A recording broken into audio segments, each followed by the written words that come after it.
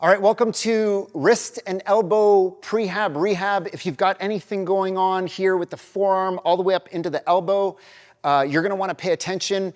And the bonus is that you don't need any fancy equipment for this, any type of dowel, but you do want something with a little bit of weight. And if you don't have that, then you can take like a regular broomstick and just tape something. At one point in time, I was using a broomstick at home and I taped a bottle of water to the end of it to give it a little bit of weight on the one end. But I do want to show you a couple other pieces that'll work if you've got around the house. Using a hammer is great because it's offset heavy on one end. If you want to get a little fancy, these little clubs are great for this exactly, but they can get a little costly. And I want to show you this implement. This is one of my favorite ones. So this is a loadable dumbbell where you can place Olympic plates on this one, but you can use any dumbbell handle at all. And I like this because now you can start to add weights onto this and you can progressively load the wrists like we're going to show you today. But just because you might not have access to some of this equipment, I'm going to show you just with a regular dowel. This is some type of steel. It's got a little bit of weight to it. Now, we always, if it's an even weight implement, we always want to be offset to one side. If I'm holding right in the middle, that's not going to do what we want it's not going to accomplish the purpose of what we're looking for. What I want to do is be offset to one side. And the cool thing is if you're using the same dowel, you can actually take a marker and put a little tick mark on it. And then as you get stronger, you can progressively load by moving further and further out towards the end of the dowel this way. But if you are using one of the longer ones, just be mindful that you might start to run into the ground, so you have to get a little creative. Anyways, enough about that. Let's get to work. So offset to one side, we're going to start with the arm at 90 degrees. So tuck the upper arm into the ribs and keep the elbow right there. And all we're going to do, axis of rotation goes right through here, through the forearm. And we're going to rotate and let the weight of the dowel pull us into the end range carefully and slowly. And then we're going to rotate this way. We're going to do this 10 times. Make sure there's no gap in your grip. So think of the dowel as an extension of the forearm, and it's there just to load the tissues of the forearm and the elbow. Good. Rotate here. Very carefully, not ballistically into the end range, and each time I'm seeing if I can get a little further and a little further into supination and pronation. Good. Let's do the same thing on the other side. Rotate out this way. And rotate down this way. Notice the upper arm is really jammed into my ribs, so it's not moving. And we're going this way and this way. We're going to repeat each of these twice. Don't work through pain. Stay safe, gradually and progressively loading the tissue, just like any other tissue. But remember, healthy elbows rotate. Good, and we'll go back to side one. This is 1, 2, 3, 4. With the longer implement, you can actually see better how close to the ground you're getting as you rotate, but don't accommodate the movement. So for example, you'll see people do this where they open up their grip to try and do some external display of how far they're getting. That doesn't matter. You're not impressing anyone. The focus is creating torque and tension on all the tissues of the forearm and the elbow to the other side. Good.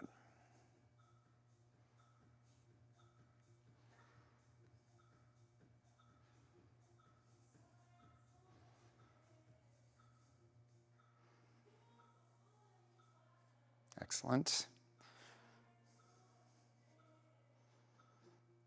A couple more here.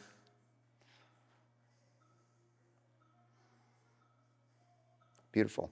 Next, in the series, we're going to work radial and ulnar deviation. So this is straight up and down like this, no flexion or extension, strong grip on the dowel, no gaps between the grip. And from here, I place my other arm underneath. I want the arm out in front at about a 45-degree angle. I deviate this way to create a stretch here and then I pull back up. Now, you're gonna notice the elbow is gonna wanna bend. Don't let it bend at all. Keep the arm perfectly straight as we go. We're gonna go 10 reps here. If that elbow wants to bend, then you have to choke up on the implement a little bit higher.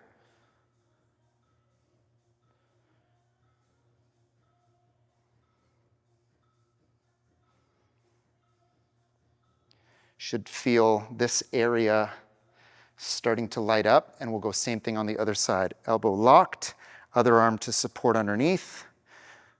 Go to radial deviation and pull.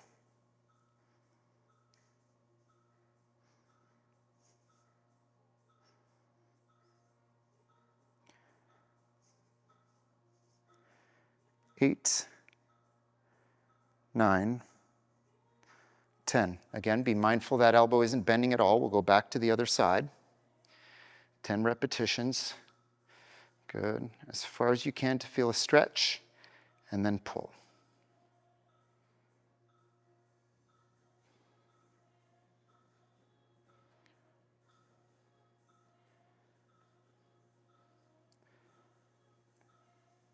Last one. We'll go to the other side.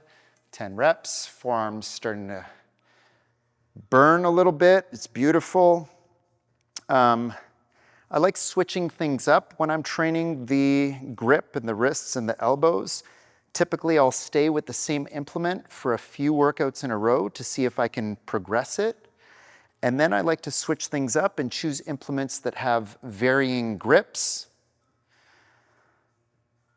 and weights to challenge the grip and the forearm in different positions. Next one, ulnar deviation, same position of the arm, but now we're going this way. Feels a little more limited and maybe a little awkward, but we want to balance sides.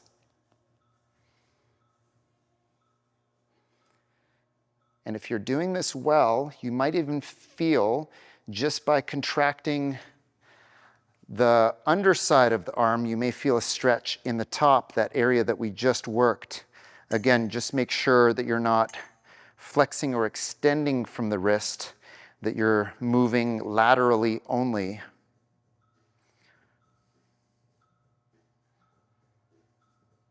Good, one more on each of those, and we got one last movement, kind of tying it all in together.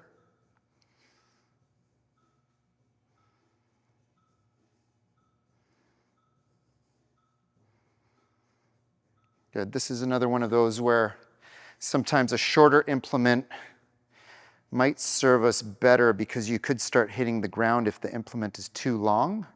And again, make sure the implement isn't too light. You do want to find a position where 10 reps is challenging, and even if you're failing before the 10 reps or losing height or losing range, that's probably a good thing. Means your intensity is about right. Okay, last one, 90 degrees, bend at the elbow. We're gonna rotate to one side, then I'm gonna extend straight out and come back, and then rotate to the other side.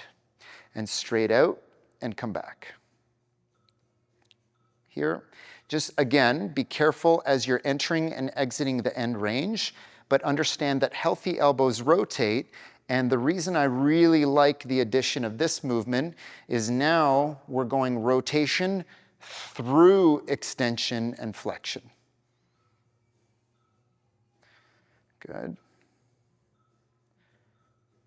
Perfect. Other side. Again, 90 degrees. Rotate, extend, back, rotate in the other direction.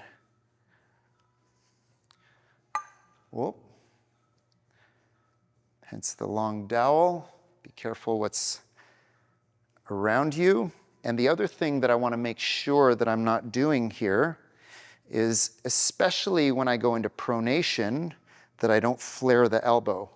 I keep the elbow tucked so the rotation is coming from the forearm. Good.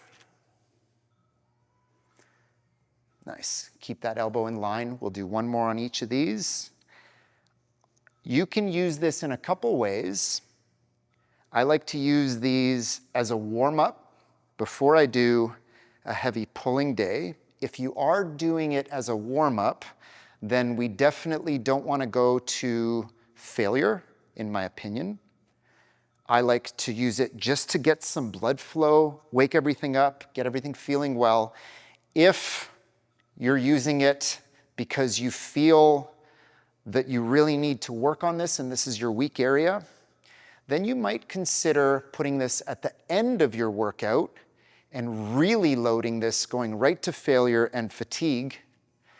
But that way it won't limit the pulling work that you do, because remember, you are going to work this tissue on any heavy pull day predominantly, and any heavy upper body day, whether you're doing push or press or anything like that. But it all depends on what you're doing this for. And if you've got golfer's elbow or tennis elbow, consider going through these movements. You can slow it down. You can even do some isometric holds where you're pushing against something that's not going to move, even if it's your own hand, and doing some longer holds. And the advantage of that is you can target and stimulate that tissue. You can get an analgesic effect just from contracting the tissue and pushing some water out of the tendon. And that might allow you to then do some pain-free upper body work, also while working on that tissue and increasing the capacity gradually over time. Anyhow, hope that helped. Try this again using a different implement after a few workouts. Once you've progressed this, see if it makes a difference in your upper body training. Appreciate you. I'll see you on the next one.